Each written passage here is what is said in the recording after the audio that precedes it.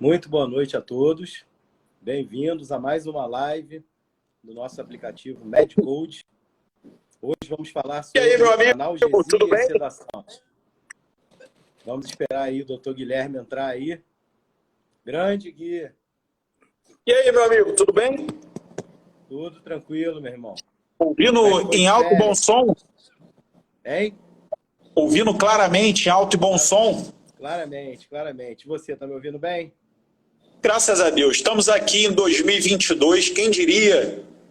É, meu amigo. Mais um ano. E o maldito A vírus notícia, continua entre nós. a notícia já se faz 21 anos. É verdade. Mas a gente persiste aqui, Cara, a né? tua conexão caiu aí. E agora? Agora tá, voltou. Agora tá ótimo, né?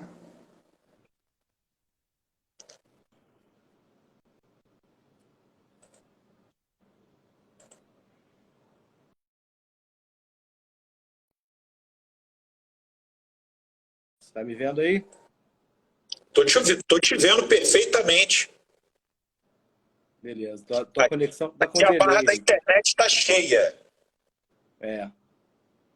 Tá beleza. Vamos que vamos. Bom, então, hoje o nosso assunto é sedação e analgesia, um assunto de mega interesse aí para todas as categorias médicas, desde intensivistas, emergencistas, aqueles que trabalham em medicina interna, na medicina ambulatorial, em qualquer lugar, né? Lidar com dor é uma Com prioridade dentro da nossa carreira. certeza. Isso, é um dos nossos mandamentos, né, meu amigo? Diminuir o sofrimento das pessoas. Exatamente. Mesmo que você não consiga curar o paciente, né? Você tem que afastar a dor, não é isso? Isso aí. Muito bem. E a gente vai ver que não tem esse mistério todo, né?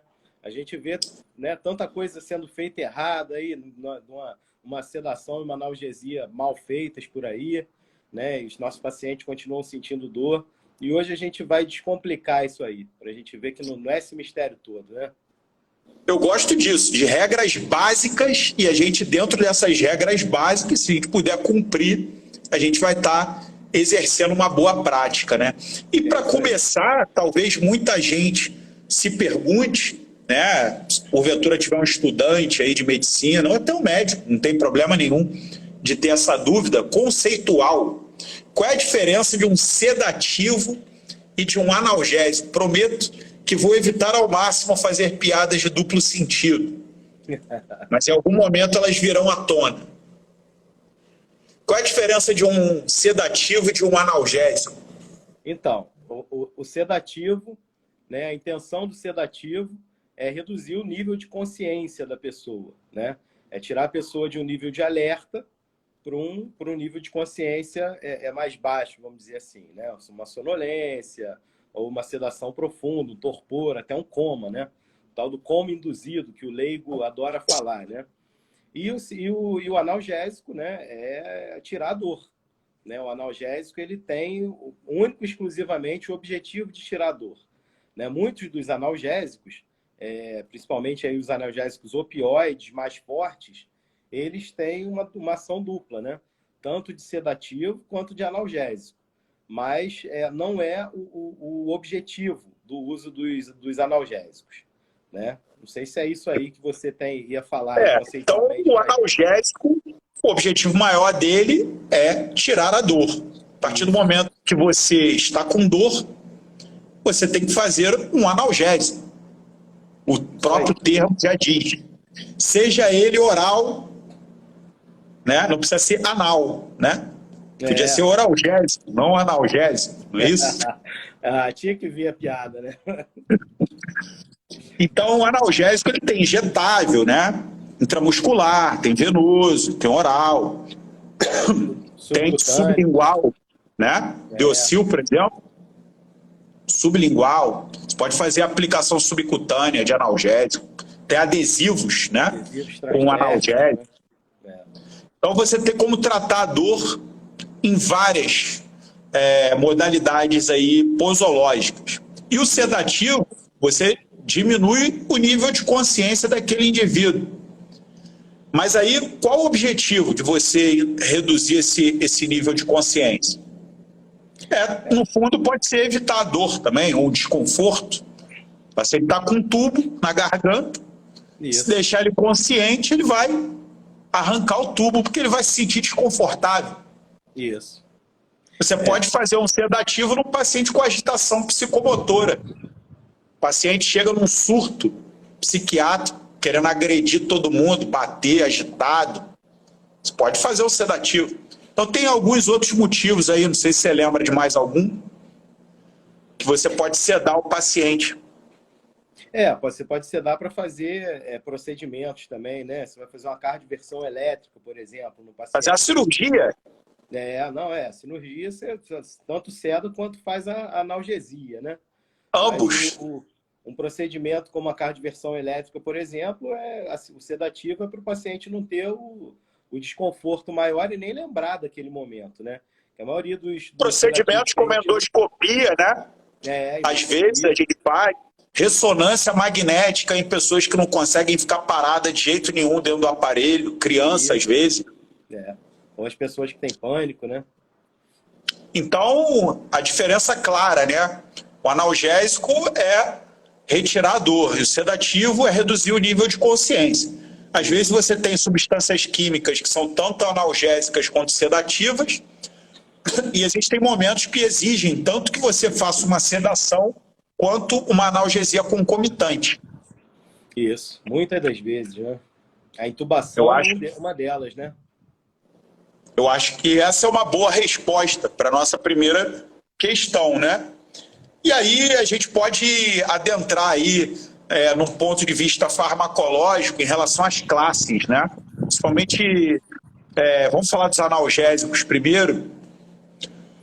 Então, por exemplo, né, você tem aí em relação aos analgésicos, você tem os analgésicos simples, mais utilizados, dipirona e paracetamol, né? Isso. Na Europa se usa muito paracetamol, né? Dipirona é uma coisa meio nacional nossa aqui, né? Exatamente. Mas assim, eu ainda prefiro a dipirona, né? Eu acho que o poder analgésico da dipirona é maior do que o paracetamol. E o risco, por exemplo, de hepatite fulminante, né? Que no paracetamol é um risco que se deve considerar, né, fortemente, não existe também na dipirona. A dipirona tem essas histórias, né, alguns relatos de aplasia medular, né? Mas assim, na prática eu nunca vi um caso, né? E assim, em terapia intensiva e emergente a gente usa doses cavalares, né? Sabe qual é a principal complicação da dipirona que eu vejo?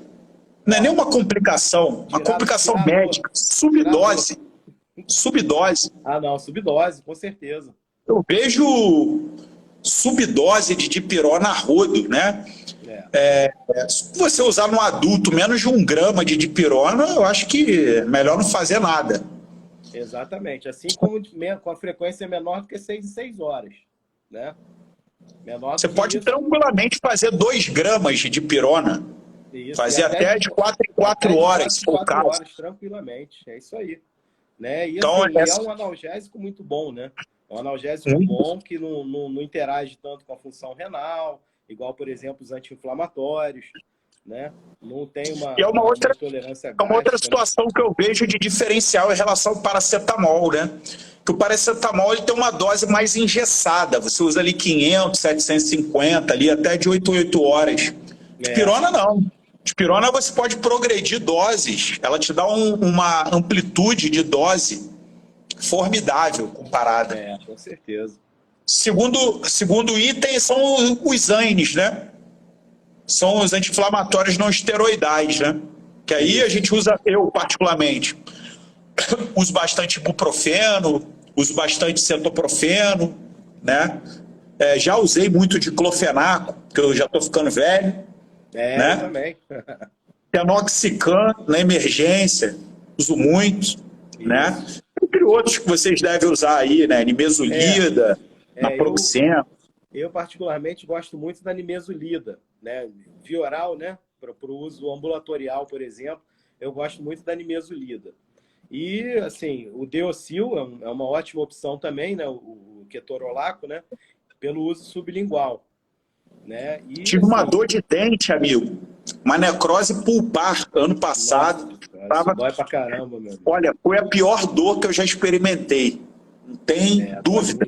Uma dor que dá vontade de você arrancar a sua cabeça. E o Deocil segurou ali, junto com outras coisas, lógico, mas eu senti um bom efeito. Crise renal, né? Muita gente acaba usando o Deocil também, pela sua ação rápida, né? Sublingual. E é muito bom mesmo. Né? E para uso venoso, aí a gente tem várias opções boas, né? Eu gosto muito do Tenoxicam, né? E do cetoprofeno. São os dois que eu mais uso na emergência. Na emergência acaba usando muito o Tenoxicam e o cetoprofeno mesmo. Isso. Clínica médica, na enfermaria também. Profenid, né? Profenid e Tilatil. Exatamente. Lembrar sobre gestantes, né? Os anti-inflamatórios não esteroidais, principalmente no último trimestre, né? O ducto arterioso, né? Tem risco de fechamento, tem outros riscos aí, mas você, na gestante, até de pirona, às vezes o pessoal fecha um pouco a cara, mas pode ser usado. Principalmente Tilenol é usado, né? O paracetamol na gestante. Só uma lembrança, porque volta e meia perguntam, vem cá, a gestante pode tomar anti-inflamatório? Com ressalvas, né? Lógico que ela não vai ficar com dor, mas tem essas ressalvas aí. E além dos analgésicos simples e anti-inflamatórios não esteroidais, você tem os opioides aí, né? Que acabam, de certa forma, sedando também, como você falou. Exatamente. E aí a gente acaba usando muito como fraco o tramadol, né? E a codeína. Tramadol mais no ambiente hospitalar para o CIV e a codeína VO. Exatamente. O tramadol a gente pode usar também subcutâneo, né? É uma alternativa boa também. Codeína antigamente tinha xarope, né? O pessoal fazia o tal do mol flamejante. Mol flamejante era uma bebida dos Simpsons, né? Do mol, bar do mol. E aí o pessoal misturava xarope de codeína na bebida e levava para as festas. Aí depois as agências regulatórias passaram a proibir, né? Xarope contendo codeína para evitar o mol flamejante. Vocês conheciam essa? Essa eu não sabia, não. Não bebi esse negócio, não. Meu negócio é cerveja mesmo. Nem beba, amigo, porque com codeína, né? Enfim, pode dar... Deve ser uma boa noite Cinderela, né? Na hora deve ser bom, mas depois eu acho que você fica querendo mais. Com certeza. Tem isso ainda. Esse é um dos problemas. E os opioides fortes, né? Usa morfina, fentanil, com certeza, né? Arrodo, morfina, fentanil e meperidina. Dolantina. E hoje tem a nalbufina também, que eu gosto mais. Nalbufina, no Bahia. O Bahia, para mim, é a primeira escolha dos opioides fortes quando você não tem que fazer infusão contínua, né? Então, tem uma questão na emergência, né? Que em crise abdominais agudas, você acaba preferindo a meperidina porque ela não gera espasmo no esfíncter de ódio, né? Então, na emergência, fala que dor na barriga é meperidina, né? Na dúvida, né? Mas exatamente. Isso aí não tem muito cientificismo, não. Isso, assim, já ouvi falar muito disso, né? Já respeitei muito isso.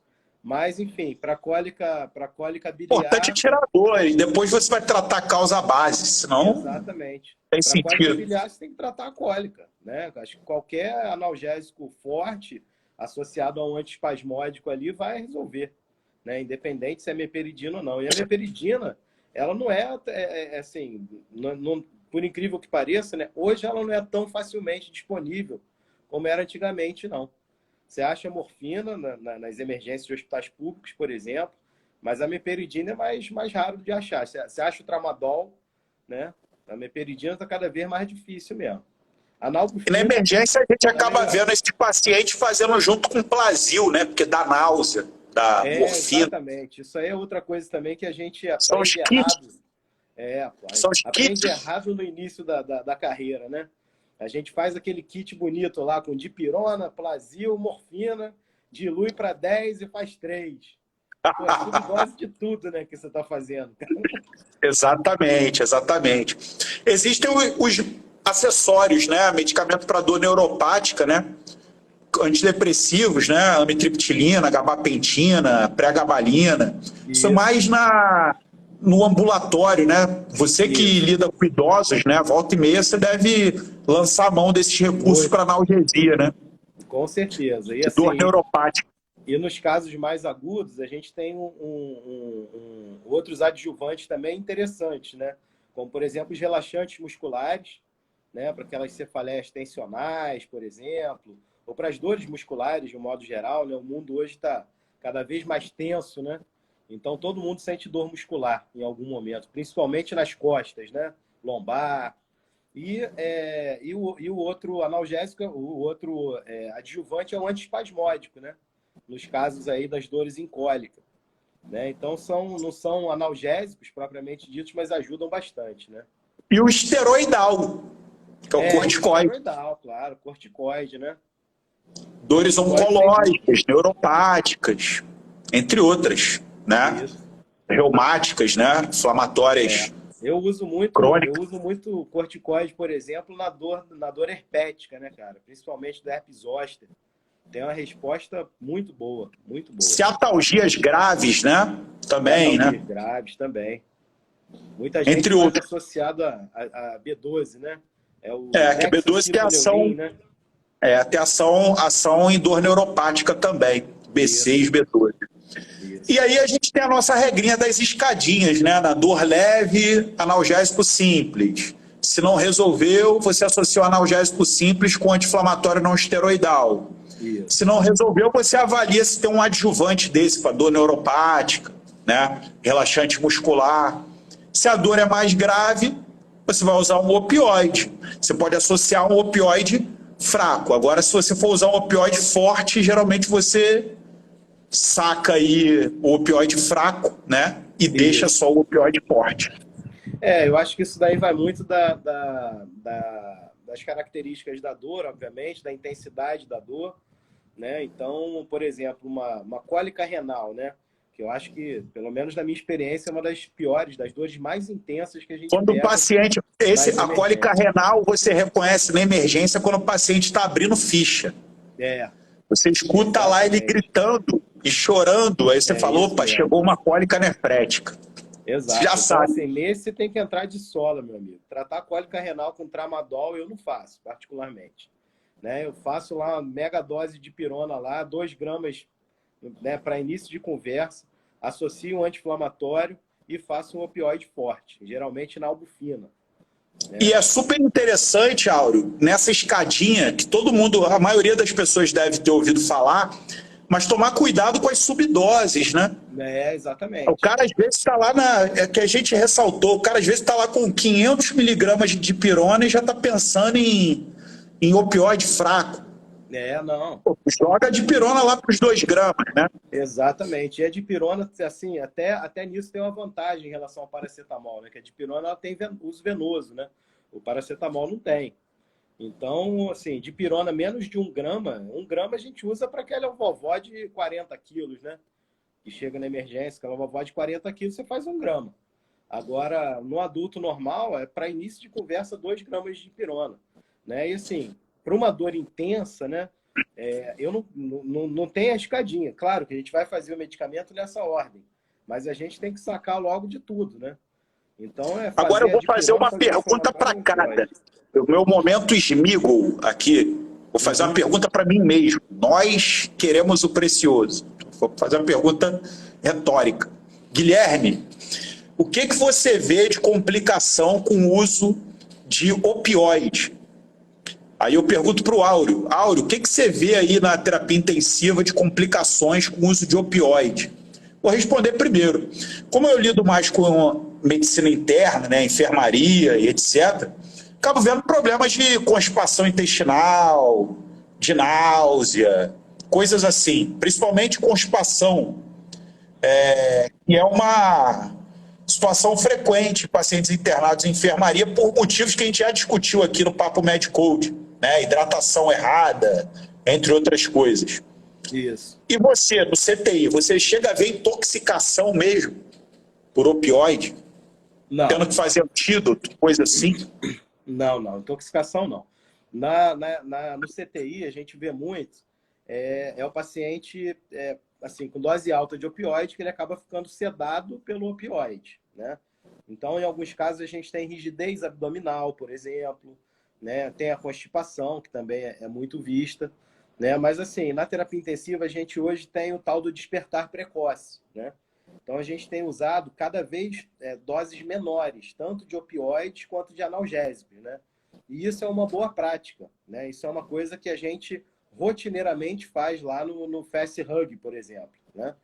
Então, isso é uma preocupação, né, universal na terapia intensiva. Usar menos doses de analgésicos e de opioides, né? Porque menos sedação é igual a menos delírio, né? E menos delírio é menos internação, menos mortalidade, menos tempo de ventilação mecânica. Então, Menos é uma medida complicação muito importante. infecciosa. Complicação infecciosa. Então, assim, na emergência, por exemplo, o que a gente vê mesmo é náusea, né? E, em geral, por uma infusão, às vezes, rápida demais do opioide, na maioria das vezes. Claro que, assim, se você usa uma dose de opioide maior do que a dor do doente, vamos dizer assim, né? O doente vai ter náusea, mesmo infundindo lentamente aquela medicação, tá? Então, vai muito da nossa prática. A gente tem que saber ler, né, a intensidade da dor do doente e usar uma dose adequada ali do opioide, né? E Assim, sem medo daquele negócio que o pessoal tem medo que vai viciar o paciente opioide, Não, né? nada disso. O Nada paciente tem disso. que estar sem dor, né? Você não pode ter Exatamente. uso desproporcional, o que Isso. gera a dependência, uso desproporcional, né? O que eu estava falando do Essa. morro flamejante lá atrás. A gente acaba até caindo realmente nesse questionamento, né? Porque a gente tem pacientes que são viciados mesmo, que vão à emergência para tomar opioide, né?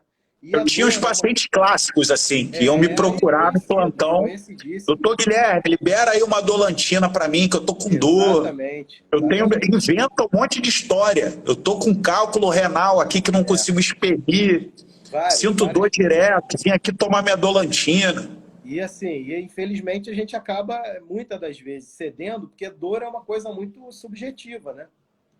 Então, assim, tem paciente que mostra a dor na cara dele, aquela cólica renal, o cara está se contorcendo na tua frente, né? Frequência cardíaca não mente. Frequência cardíaca lá Pressão alta, arterial, você segurar a mão pressão, ali, você vê aquela mão sudoreica. Você exatamente. sabe, né, quando o cara Tá, tem um problema, né, de comportamento. exatamente. Então, assim, mas hoje, assim, hoje tem uma coisa que eu não acho muito certa, né, na medicina, que são os tais dos protocolos, né? Os protocolos, eles são feitos para ajudar a gente, né, a não esquecer, por exemplo, de algum determinadas Protocolo medidas. serve para você não ser negligente. Exatamente. Mas hoje, sim, o pessoal pensa em protocolo e perde o senso crítico. Então, chega lá aquele paciente na emergência, sem faces de dor, tranquilo, pressão por 11/7, batendo a 70. Ah, o que foi? Ah, tô com uma enxaqueca brutal, doutor. Ah, tá bom. De 0 a 10, qual é a intensidade dessa dor? 10. E o paciente responde, na maior calma, te olhando. Então não é 10, né? Pelo amor de Deus. 10 é aquela cólica renal que o cara está se contorcendo na tua frente. Com Aquilo é certeza. 10, né? Então, assim, é complicado mesmo às vezes, né? Mas, assim, entre o paciente fingir dor e eu fazer um opioide, ou o paciente está com dor e eu não fazer o opioide, eu faço o opioide no paciente, mesmo se ele não tiver com aquela dor toda, mas com o meu senso crítico. Aí eu vou fazer a minha dose, né? Então, eu acho que a gente conseguiu cumprir bem sobre a analgesia, né? Os efeitos adversos, conseguimos cobrir.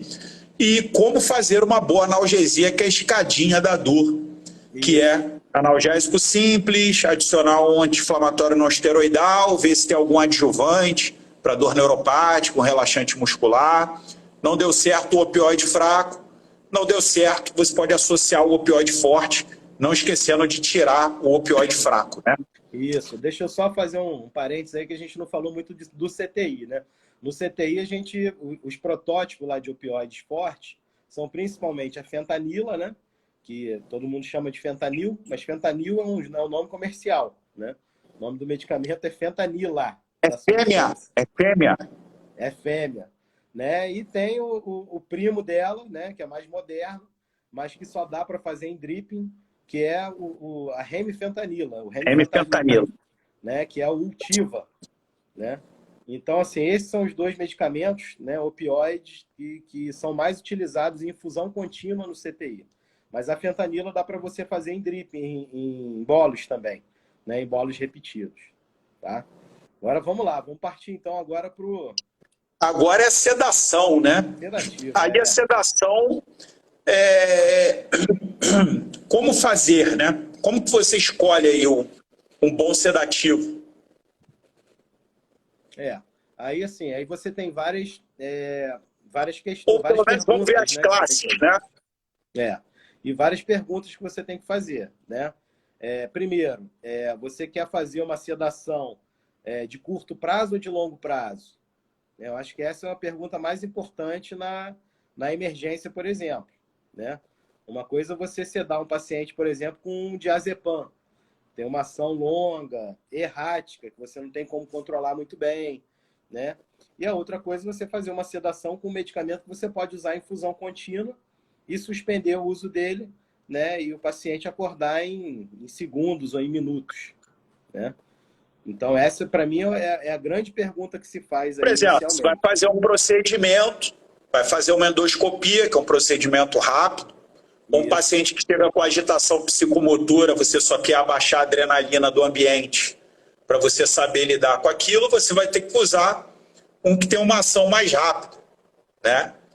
No caso da agitação psicomotora, de preferência, se for IM, né? Porque pegar acesso no cara se debatendo, né? não vai rolar. Agora, o pessoal usa muito midazolam, por exemplo, nessas duas situações. Porque ele é diferente do diazepam. Ele tem uma ação muito mais curta, é mais rápida, o início de ação é mais rápido, né? E quando você suspende o medicamento, o término da ação é mais rápido também, né? Então, ele tem uma e os dois são benzodiazepínicos. Os dois são benzodiazepínicos. Agora, o Aldol, por exemplo, em agitação psicomotora, é muito usado, porque o Aldol também ele tem ação psiquiátrica, neuroléptica, nesses pacientes. Neuroléptica, essa é a palavra que eu quis usar, que eu queria usar, na verdade. Mas nas outras situações, o Aldol, por exemplo, não é muito frequente de ser usado. Você vê isso? O Aldol, ele é usado... Paciente em delírio, por exemplo, com a dose baixa de Aldol? Sim, com certeza. O delírio assim, é o que a gente mais usa, o neuroléptico, né? A gente tem hoje disponível em terapia outros mais modernos, as gerações mais avançadas. Que você pode usar em infusão contínua, que é a dexmedetomidina, né? Que é o Precedex. Então, o Precedex, assim, eu particularmente, é uma droga que eu adoro usar. Usa muito, né, em CTI? Uso bastante, porque é um medicamento que causa menos delírio do que os outros sedativos, né? A ação também é rápida. Ele tem também um efeito bem interessante, que é um efeito cronotrópico negativo, né? Então, aquele paciente que está agitadaço lá, batendo a 140, às vezes, pela agitação psicomotora. Que ação em alfa, não é? Oi? Que ação em alfa. Envia alfa-adrenérgico. Isso. Então, por isso que ele acaba tendo essa ação cronotrópica, né? Ele é um bloqueador alfa. Ele é um bloqueador alfa. Tem uma contraindicação até relativa nos bloqueios atroventriculares, né? Avançados, né? De segundo grau, MOBITS 2, BAVT, né? E dá medo de usar em paciente bradicárdico, mesmo com bradicardia sinusal, né? Aquele paciente que chega no CTI batendo a 48, é complicado usar, né? O cara já está batendo a 48, vai bater a 30, né? Então vai fazer um baixo débito, por exemplo. Propofol vocês acabam usando bastante também, né? Propofol também é uma droga também muito utilizada, né? O Propofol, a complicação do Propofol é em relação à infecção, né? O Propofol é uma emulsão lipídica, então ele aumenta o risco de infecção de corrente sanguínea, principalmente se usado em longo prazo, né? Então o Propofol é aquele medicamento que a gente usa no final do desmame de uma sedação, por exemplo. né? O paciente está usando lá um midazolam, né? Sei lá, uma semana, e aí você suspende o midazolam, bota um propofol no lugar, uma dexmedetomidina, né? O que vocês acabam usando mais aí? Por Olha, exemplo, para ventilação mecânica, coisas assim, vocês acabam usando mais midazolam mesmo das antigas, acabam... não, com certeza. Com certeza. Seguem essa linha ainda. O midazolam é uma droga mais barata, né? Muito mais barata. E é uma droga interessante de se usar, fácil de se usar, né? Mas é uma droga que deixa o paciente, geralmente, mais sedadão, mais chumbadão, né? Mesmo você diminuindo a dose e tal. É uma droga que é lipofílica, né? Então, naqueles pacientes obesos, você suspende, o paciente não acorda, demora para acordar. Acorda, né? Às vezes, insuficiência renal, o paciente demora por 3 dias. Você suspende, paciente leva que 3 dias para acordar. tem também, bebe muito, já está já insensível ao midazolam. Exatamente. Ketamina durante muito tempo, né, devido àquelas dissociações, digamos assim, psiquiátricas, né, que renderam processos aí, teve em baixa, parece que agora está voltando mais, né? Voltou mais. Tomidato, o pessoal tinha medo de insuficiência adrenal, né? Esses outros acabam ficando em segundo plano, né? Ficam sim, mas tem o seu uso também, né? A ketamina, a gente, em época de pandemia, a gente tem utilizado bastante, porque pela disponibilidade, né? Ketamina não falta, né? Só deixar claro aqui para o pessoal que está nos ouvindo, né? Que todos esses são sedativos, barra neurolépticos. Eles podem ser usados. A preferência de A ou B é por esses perfis que a gente está discutindo aqui. Possibilidade posológica, risco de efeito colateral, perfil daquele paciente, que você tem medo dele desenvolver algum determinado tipo de complicação. Mas pode ser usado qualquer um. Desde que você tenha uma coerência na sua escolha. Não é isso? Perfeito. É isso mesmo. E como é que você avalia se você está fazendo uma boa sedação? Aí você tem vários parâmetros para avaliar, né? Você tem até monitores hoje, né? Que fazem isso por você pela face do doente, né? Mas, em geral, você mede o nível de consciência fazendo estímulo glabelar, por exemplo. Você valoriza as escalas? Oi, não entendi. Você valoriza as escalas? Valorizo mais ou menos, né? Assim, a gente valoriza... Você é mais subjetivo na sua avaliação ou é mais objetivo em relação à escala? A escala é uma coisa que, com o paciente semiconsciente, não dá para avaliar muito bem, né? Muitas das vezes. Então, assim, sei lá, eu acho que a avaliação clínica é mais importante. É mais subjetiva, né? Mesmo, né? Mais subjetiva mesmo. Concordo com você. Uma coisa que eu faço muito quando eu vou fazer cardioversão elétrica, por exemplo, sincronizada, né, de fibrilação atrial, é pedir para o paciente lá, geralmente eu cedo com propofol, né? A maioria das vezes o paciente não tem contraindicação, o propofol tem uma ação rápida, né, uma ação curta, tem um leve efeito sedativo também e dá amnésia, né? Então é ótimo, é a droga perfeita para você fazer numa cardioversão que dura alguns segundos, né? Diferente de uma endoscopia. Endoscopia você vai, né? Uma endoscopia rápida leva 10, 15 minutos, né? Um choque, você vai carregar ali o desfibrilador e em alguns segundos você vai chocar o paciente. Se não reverter, você vai dar o segundo, terceiro choque, né? Mas são alguns segundos, não passa de 5 minutos. Então, uma estratégia que eu faço é pedir para o paciente contar de 100 a 1. Então, ele decrescendo de 100 a 1. 100, 99, 98.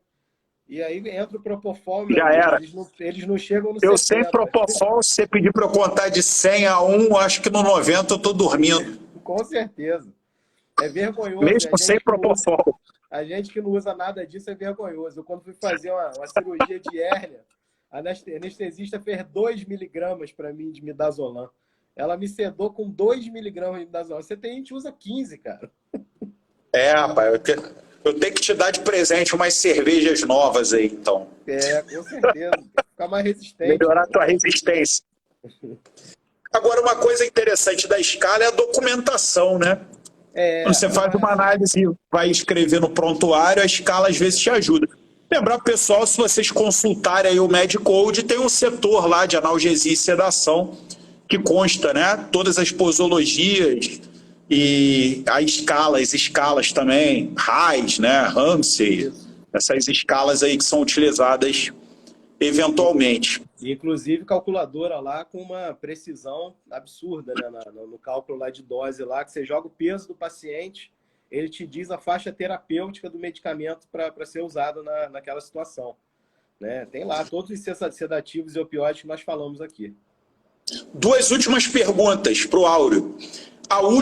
Uma delas é o seguinte: qual frequência que você acaba usando antagonista e reversor desses sedativos, né? Usar naloxona para opioide, usar um flumazenil para BZD, benzodiazepínico? Essa é uma pergunta. E a segunda pergunta seria: onde que entra o bloqueador neuromuscular nessa história? Tá. Ele não é nem analgésico nem sedativo. Exatamente. Ele é um bloqueador neuromuscular. Então tem duas perguntas. Qual frequência de você usar os antagonistas e onde que entra o bloqueador neuromuscular nessa história? Ele pode ajudar algum item desse? Então, assim, os antagonistas, eles têm várias indicações aí, né? Os antagonistas hoje estão até no ACLS, né? Por exemplo, nos Estados Unidos, é muito comum os casos de intoxicação por opioide. Aqui no Brasil, nem tanto, né? Mas lá é muito comum. Então, no paciente que está inconsciente, na rua, com nível de consciência ruim, mas respirando e tal, está indicado fazer naloxone para eles, né? Aqui eu, particularmente, não uso muito. Né? Tem nenhum sentido fazer isso aqui. O flumazenil, por exemplo, já uso mais, né? Naquele paciente que a gente chegou a citar aqui, né? Aquele obeso com insuficiência renal crônica, que a gente suspende lá o midazolam e o cara não acorda, né? Então a gente pode fazer um teste terapêutico nele, e eu faço muito, né? E os estagiários ficam loucos, né, quando a gente faz. Porque é um negócio assim de você fazer o flumazenil e falar para o paciente, levanta-te e anda. E naloxone também, amigo. É porque a gente não vê muito, mas o naloxone é uma coisa impressionante. Quando se alguém, porventura, estiver presente num caso de intoxicação por opioide e vê alguém fazendo um teste de naloxone, você fala assim, cara, como é que pode isso? A pessoa acorda na hora. É milagroso. Flumazenil a gente acaba usando bastante em encefalopatia hepática também. Também. Encefalopatia hepática. E assim, no CTI, nesses casos que eu falei, né, de intoxicação, né, por benzodiazepínico, que é o que acaba acontecendo, o paciente acorda, mas depois o flumazenil também tem uma ação muito curta, né? Então o paciente acorda e dorme de novo, geralmente. Mas aí você já sabe que aquilo ali vai melhorar. Já sabe, né? Diagnóstico. É diagnóstico. Então você não vai ficar preocupado em fazer um eletroencefalograma, uma tomografia de crânio, né? Mas eu particularmente uso mais exatamente nessas duas situações aí. Na encefalopatia hepática, né? E nos casos em que a gente quer fazer um diagnóstico diferencial aí do e o bloqueio? Acorda, né? E o bloqueio neuromuscular? Onde que entra nessa história? O bloqueador neuromuscular é um adjuvante, como, por exemplo, é o relaxante muscular lá no paciente ambulatorial, né? O bloqueador neuromuscular, ele vai relaxar a musculatura do paciente, né? E vai facilitar lá o teu procedimento, por exemplo. Você vai entubar um paciente, né? Então, você usa o relaxante muscular, geralmente de ação curta, né? Para fazer o relaxamento ali da musculatura ali da laringe do paciente. É porque o sedativo, ele diminui o nível de consciência. Lógico, você tendo menos nível de consciência, você se movimenta menos. Isso. Mas não é uma relação 100%. Não, a musculatura está ali. Você quer que o paciente não se mexa. Você não quer que ele brigue com você. Então, o bloqueio neuromuscular, ele entra nessa questão motora, né? A gente não está falando de dor, a gente não está falando de nível de consciência. A gente está falando de ação motora, contração muscular, né? Isso. Então, você tem ali uma ação, por exemplo, rápida, que você quer na hora da intubação, né? Interessante, você passou o tubo, beleza. E pode deixar o paciente de novo, deixar aquela musculatura ali funcionar de novo. Mas você tem, por exemplo, um paciente que briga com o respirador, né? Que a gente chama de brigar com o respirador. É o paciente que está mal adaptado à prótese ventilatória, né? E na pandemia a gente viu muito disso, né? Então usamos muito bloqueador neuromuscular, né? E muitas das vezes, assim, eu cheguei a dar até entrevista na Reuters sobre isso, né? Que usavam o bloqueador neuromuscular e o sedativo, né? Aí acabou os dois. Aí tinham que conter o paciente, muitas das vezes sem nenhum dos dois medicamentos, né? Então isso é uma tortura, né? Você não Então, sedar um é bom o paciente. pessoal lembrar disso que a gente falou, né? Que uma coisa é você ter um nível de consciência mais baixo por uma sedação, mas aquilo não vai conter 100% da sua ação física motora. Exatamente. E o bloqueador neuromuscular, ele vem justamente nessa frente, né? Isso. E por outro lado, o bloqueador neuromuscular, ele tira a ação motora, mas ele não tira a dor, né? Não. Aí você Então, acaba que às vezes tem que fazer tudo. exatamente. Esse é o Então, nosso assim, assunto de hoje. tem várias relatos, né, de uso de bloqueador neuromuscular, às vezes inadvertidamente. Qual Né, que vocês usam mais? Eu, assim, aí a gente usa o que tem no CTI. Por questão, né, de frequência mesmo. Questão de frequência. Geralmente o Rocurônio. Rocurônio e atracúrio, acho que são os dois mais usados aí. Né? Mas a gente tem o cisatracúrio também, que é muito bom, né? E, enfim, tem outros, já são mais curtos também, né? Mas no CTI a gente... Bicurônio, succinilcolina, aquelas coisas todas. Succinilcolina é o de intubação, né? É o de intubação. Para intubar o doente é succinilcolina, se tiver, o melhor que tem. Né? Bom, beleza, Aura, eu estou super satisfeito, acho que até voou a hora. Já são 8h12 aqui no nosso relógio, começamos às 7h30. Foi 40 minutos, 45 minutos de sedação analgesia também. Bloqueio neuromuscular. Acho que a gente foi bem, cobriu bem aí. Vai ser um bom arquivo para o nosso podcast. Sem dúvida, daqui a pouco já está lá. Então começamos bem 2022. Mais alguma mensagem, Áureo? Não, só que estamos de volta, né? Vamos seguir aí toda semana, toda terça-feira, 19h30, estamos aqui, né? Discutindo sobre medicina, né? Quem gosta de medicina é para estar aqui com a gente mesmo, né? A visão da emergência, a visão do CTI, a visão da enfermaria, a visão do ambulatório, né? Uma discussão sempre muito boa aí com o Dr. Guilherme. E volta e meia acaba pegando um detalhe aí, né? Acaba fisgando um detalhe aí. Realmente isso aí, né? Super interessante as curiosidades, trocar experiência aqui com o Dr. Áureo. Então, meus amigos, eu, Guilherme Almeida, vou me despedindo, vou deixar as últimas palavras com o Áureo. Um abraço para vocês, até semana que vem. Muito obrigado aí a todos que ficaram com a gente aí até agora. Né? Lembre-se aí do nosso Papo MedCode, toda terça-noite, 19h30. E vira o áudio daqui, gerado aqui pela nossa live, vai virar um podcast, né? Vai estar lá disponível o nosso podcast Papo MedCode, nas principais plataformas de podcast. Boa noite a todos e até semana que vem. Boa noite, meu amigo. Um abraço. Um abraço.